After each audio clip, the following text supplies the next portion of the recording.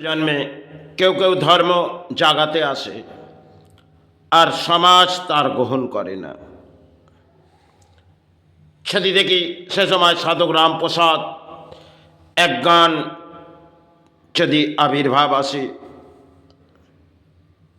তিনি অপূর্ব গান যা গেয়ে গেছেন তা হয়তো শ্রদ্ধার মাঝে আমি তার শ্রীচরণে প্রণাম জানাই।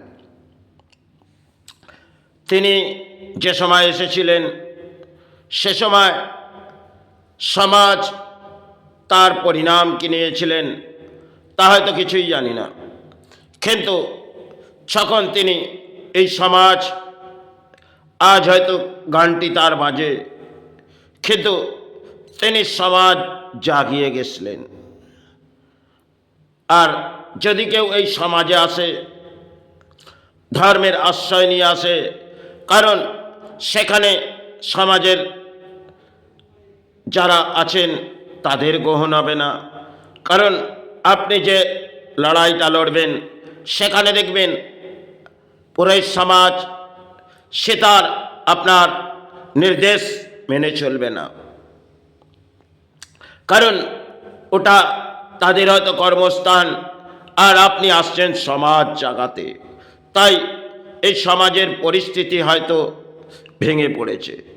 কারণ এই পরিস্থিতিতে যদি ব্যাখ্যা করি এটাই মুক্তি চাই, কারণ বহু কিছু পথ ঘুরেছি আর আজ হয়তো সে সমস্ত ধর্মের মাঝেই কাটিয়ে দিয়েছি। তাই জীবনে দুঃখ দারিদ্রতা চাই কাটিয়ে যায় না কেন, কিন্তু সামাজিক অর্থ নিয়ে আমি মনে করি না এর সেবা চালিয়ে যাব, কিন্তু এটা আবার সমাজের কাছে গ্রহণযোগ্য নয়।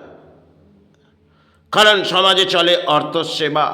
যদি অর্থ সেবা করো তাহলে দেখবে সে অর্থ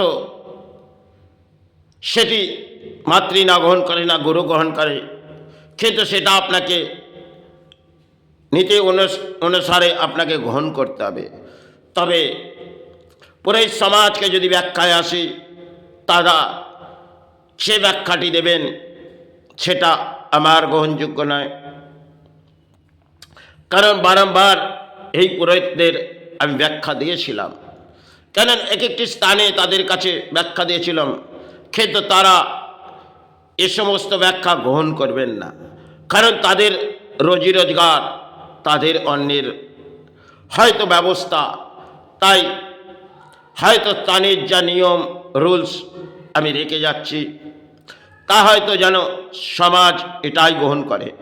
কিন্তু যত পথ ঘুরেছি বহু কিছু দেখেছি আর হয়তো কর্ম করেছি, তাতে বহু কিছু আমি ঘুরে পথে ঘুরে এবং লড়াই চালিয়েছি। কর্ম সেটাকে হয়তো চালিয়ে যেতে হয়েছে, সাথে ধর্ম সেটাও চালিয়ে গেছি। আজ হয়তো এই দেহ অসুস্থতার মাঝে তবুও কারো দয়া আজও গ্রহণ করিনি আর করবও না। তাই ছাড়া এসেছিলেন তারা সমাজ জাগাতে এসেছিলেন, কারণ বাংলার মাঝে যারা এসেছিলেন সে সময় হয়তো পেরিয়ে গেছে। আজ মনে হয় এই বাংলার মাঝে অতি দুর্ভাগ্য, কারণ এখানে সেবা চালাবে তো অর্থ নিয়ে, আর অর্থ। তাই একটি ব্যাখ্যা গত কয়েকটি মাস আগে সে ব্যাখ্যাটি আমি পুরোহিতকে দিলাম।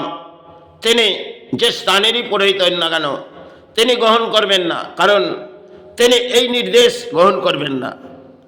কারণ তাকে যে নির্দেশ দেওয়া হচ্ছে তার পেছনে অর্থ তো নিশ্চয়ই সাহারা আছে, কারণ অতি পারিশ্রমিক করে তাকে দান দেওয়া হবে আর তিনি চাইবে সামাজিক দান। কিন্তু এই স্থানের নিয়ম রুলস যা রাখা আছে তাতেই আপনাকে গ্রহণ করতে হবে। আপনি যে মূল্য এই স্থান থেকে পাবেন সেটাই আপনাকে গ্রহণ করতে হবে, সামাজিক অর্থ স্থানে চলবে না। তাতে আপনার গ্রহণ নাও লাগতে পারে। তাই হয়তো তাকে তিনি যে অর্থটি আমার কাছে চাইলেন সেটি আমি নিশ্চয়ই তাকে দেবো, কিন্তু আজকে পুরোহিত সমাজকে যদি এই ব্যাখ্যায় আসি, দেখবেন তারা কোন পথ হেঁটেছে। হয়তো একটি ঘন্টা বাজিয়ে দিলাম, আর কিছু শঙ্খ বাজলো, মায়ের সেবা হয়ে গেল, গুরুর সেবা হয়ে গেল, এটাই চলছে সমাজে। তাই সমাজে যারা সাধনা করে আজ হয়তো বাংলার মাঝে, সেটা কোথায় আছে কেউ কেউ তা হয়তো জানি না, কিন্তু তারা সমাজ জাগাবার জন্যে, আর এই সমাজ তার অন্তরের ব্যাখ্যা গ্রহণ করবেন না, কারণ এটাই সমাজে চলবে। আর এটা সমাজে যত পরিস্থিতি ভেঙে পড়ছে, তাতে মনে হয় আর কেউ এই সমাজে আসবে না বাংলার মাঝে। কারণ বাংলা একটা তলানিতে চলে গেছে, মেরুদণ্ড তার ভেঙে পড়েছে। তাতে সেই আসুক না কেন, এখানে ধর্ম নয়, এখানে রাজনীতি প্রধান ধর্ম হয়ে গেছে।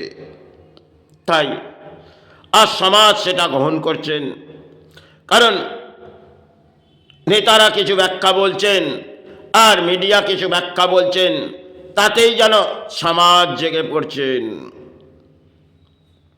এটাই চলছে বাংলায়। আর যারা সাধনা করবে তারা এই সমাজের মাঝে আসবে না, আর তাদের কোনো প্রয়োজন নেই, তবু তারা ধর্মের আশ্রয় নিয়ে সাধনা করে বেরিয়ে যাবে। তাদের কাজ হচ্ছে ধর্মের আশ্রয়। হয়তো বহু পথ ঘুরেছি, মহারাষ্ট্র থেকে আরম্ভ করে ভারতবর্ষের বহু রাজ্য হয়তো গেছি, কর্ম করতে হবে।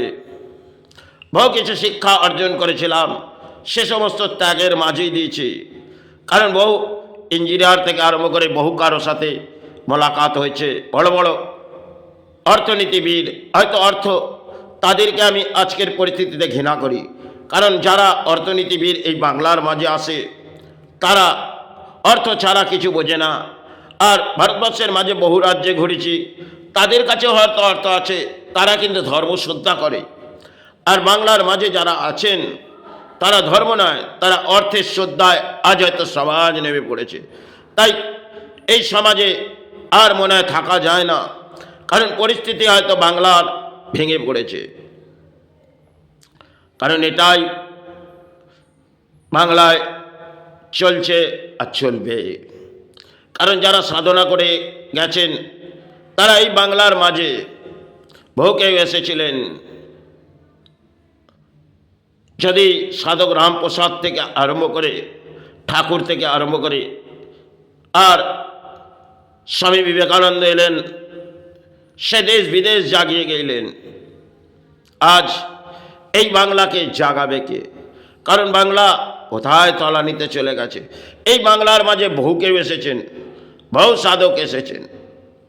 যারা এসেছেন তাদের শ্রীচরণে প্রণাম জানিয়ে আমি শেষ করছি। সে তারা মা মা করে কেউ চিৎকার করেছে, কেউ গুরু গুরু করে চিৎকার করেছে, তারা সাধনা করে এই ভূমি থেকে সে চরণে গেছে। আজ এই বাংলার পরিস্থিতি মনে হয় কোথায় এসেছে। যাই হোক, এটাই চলুক বাংলার মাঝে, আর কিছু ব্যাখ্যা নেই। কারণ সর্বপ্রথম মানব কল্যাণ সেবা আমি হয়তো চালিয়ে দিলাম, এটাই জানবেন মাতৃ সাহারা গুরু সাহারা।